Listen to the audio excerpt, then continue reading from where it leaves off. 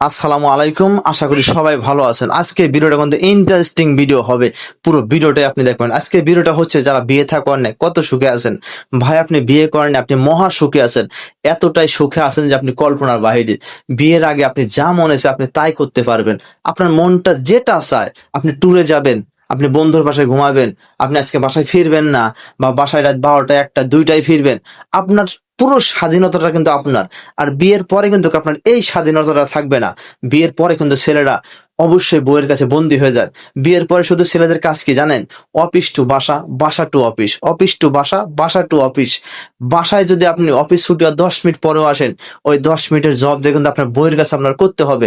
প্রত্যেকটা সেকেন্ডের জবাবদিহিতা করতে হবে, কারণ আপনি জবাবদিহিতার বাইরে কিছুই করতে পারবেন না। এই জন্য আমি বলি, বিয়ের পরে কিন্তু ছেলেরা বউয়ের কাছে বন্দী হয়ে যায়, জবাবদিহিতার আওতায় চলে যায়। বাসায় আসবেন, আপনার বাড়তি কিছু খাইতে মনে চাইলে নিজে হাতে বানিয়ে খাইতে হবে। এই যে দেখুন, আমি জাম্বুরা মাখানো বানাচ্ছি, অনেক মজা হয়েছে, কিন্তু এটা আপনি না খাইলে কিন্তু আপনি বুঝবেন না। আমি জাম্বুটা ধনে পাতা দিছি, কাসুন্দি দিয়ে, মানে আরো অনেক মশলা দিয়ে কিন্তু জাম্বুটা বানাচ্ছি। আসলে অনেক টেস্টি, কিন্তু অনেক মজার একটা ভর্তা আমি বানিয়েছি।